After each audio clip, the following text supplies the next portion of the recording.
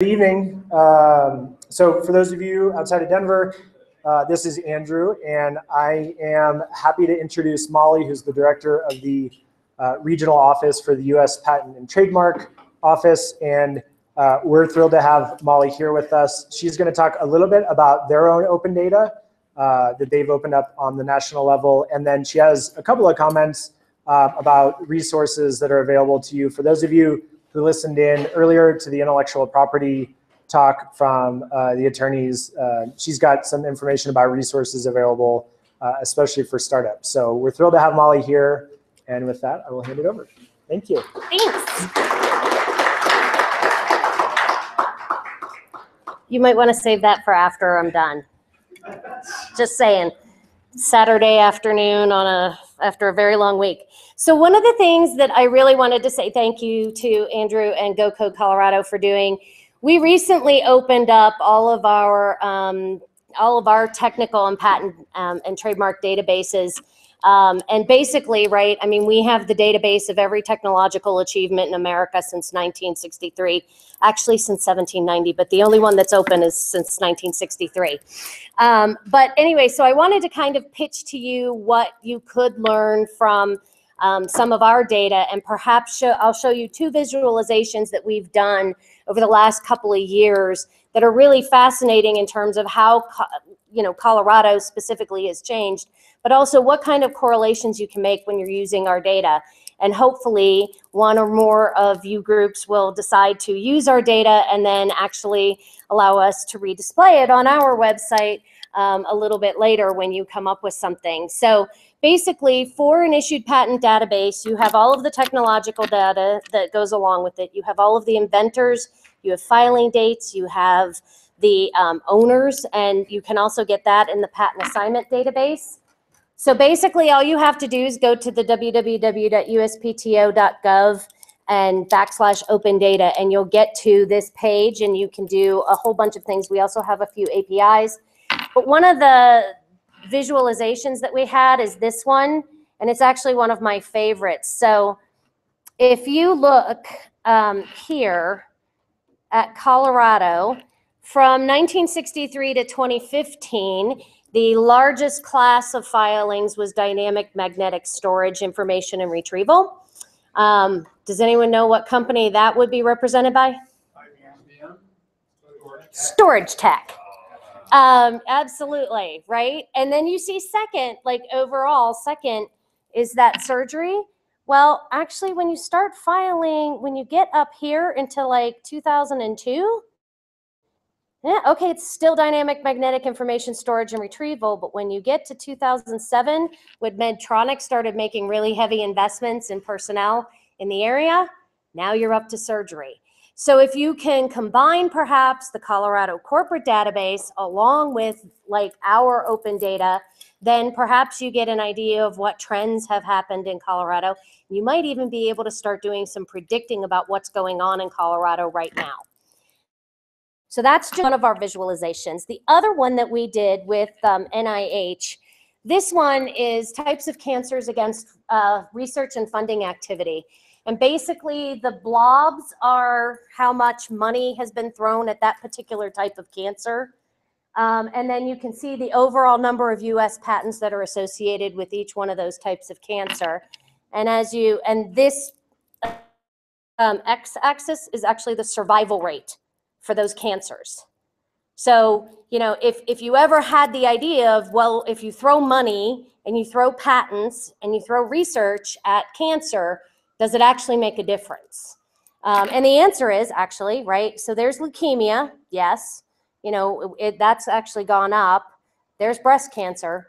So you throw money and you throw patents at it, and it ends up, being able to help people survive those types of cancers. So there's a lot of different things that you can do with our data. So I'm just here to kind of pitch that to you and get in there, play around, see if you can come up with something. We would absolutely love it. One of the other things that we've done, though, especially for people who might be starting up new businesses, is, one of the best things about being a federal government agency is that everything we do is on our website. It's all open, it's all transparent. Problem with that, though, is that everything we do is on our website. And if you don't know where to look, it can be a little daunting because there's a lot of information there. So first of all, the regional office is here for you. If you want to come in, make an appointment, talk to one of us, we're here for you. Also at the regional offices, we have our prior art databases that you can search. These are the exact same databases that our examiners search. And if you believe in failing fast, the easiest way to fail fast is to invest a couple hours in searching a prior art database and find out that somebody patented your idea before you.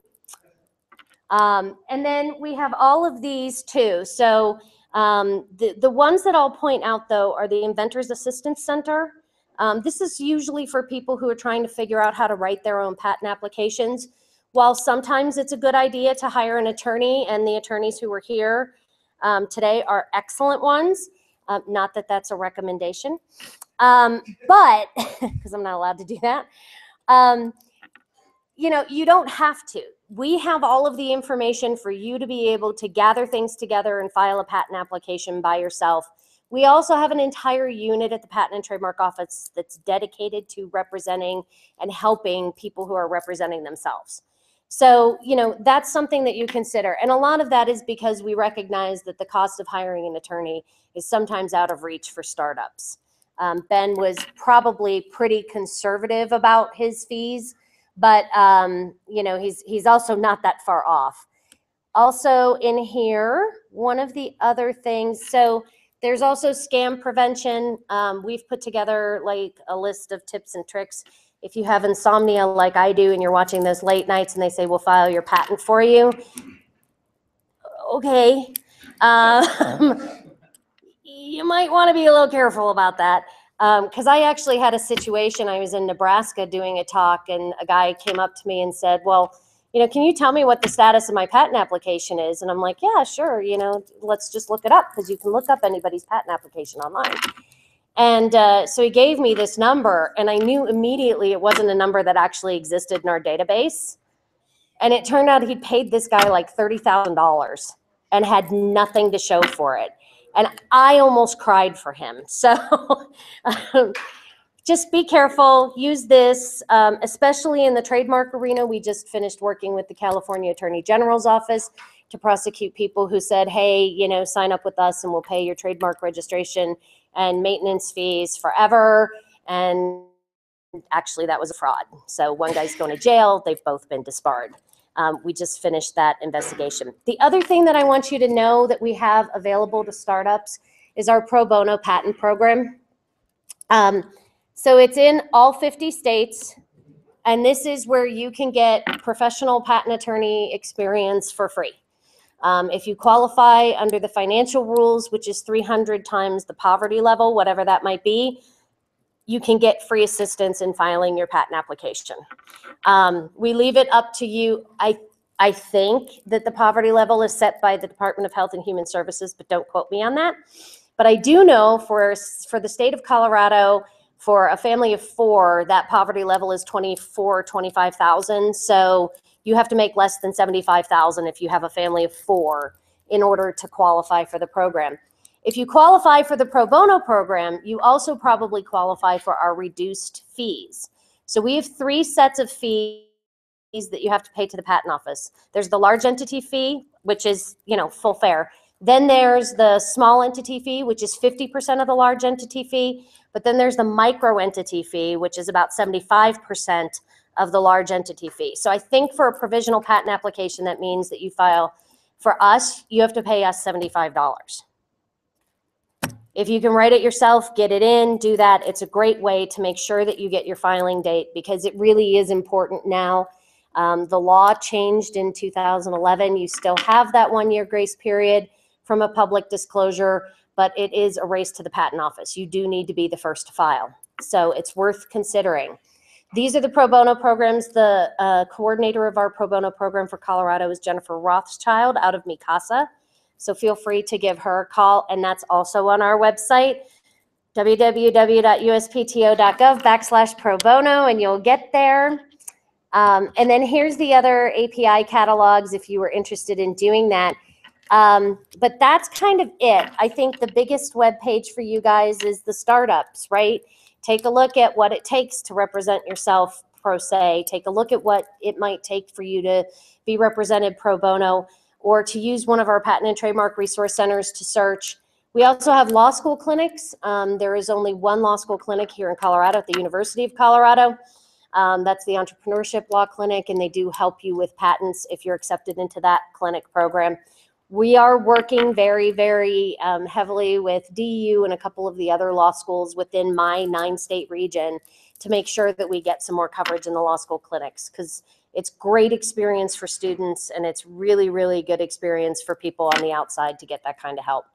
So, can I ask you a question? Absolutely. The public disclosure, so for those competing tomorrow night, they're going to get up and they're going to pitch their idea. Does that start the 1-year clock? It would depend on how much detail is in that, right? So perhaps, and to be safe and to be conservative, you would probably say yes. Okay. Right? So you want to make some decision about, and you know, a provisional patent application is a great way to go. You file your provisional, you get your filing date. We don't examine it, and the provisional applications are kept confidential. Once you file your provisional application, though, you have 1 year from that date to file a non-provisional application, and that's actually what we examine, and then that's what will get published. So you can keep it confidential for a year, and it's really a pretty cheap, and I'm going to look up the fees too.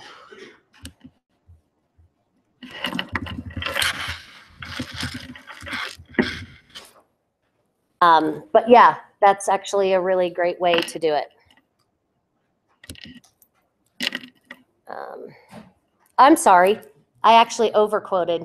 The provisional filing fee for a micro entity is $65. Yeah. So anyway, those are just some of the things that the office is trying to do. I mean, one of the reasons that we opened up regional offices is to make sure that we were having these conversations with you. Intellectual property is really easy to mess up. And when you mess it up, sometimes you can't get it back. And if you mess it up, no matter what, it's going to be expensive to fix. So that's one of the reasons why we're here. Feel free to call us, ask us questions.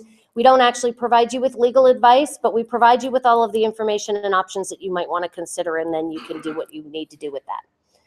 Any other questions? Okay, thank you. And I just want to add that we've got some information as well about the data that USPTO has made public. We put it on the GoCode site, and whether or not you know, we wanted Molly to be here, one, to tell you about the resources, but two, that not all government agencies are as proactive about making their data public as we would like to be. So we want to be supportive wherever we can.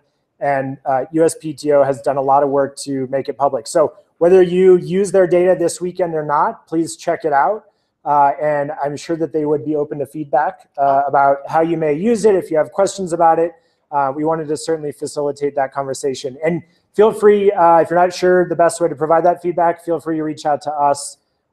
Again, either definitely during the competition, but afterwards as well. So Molly, thank you again. And thank you for being so proactive and open and transparent.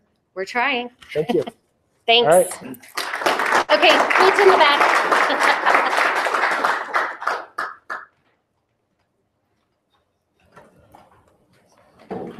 Yeah.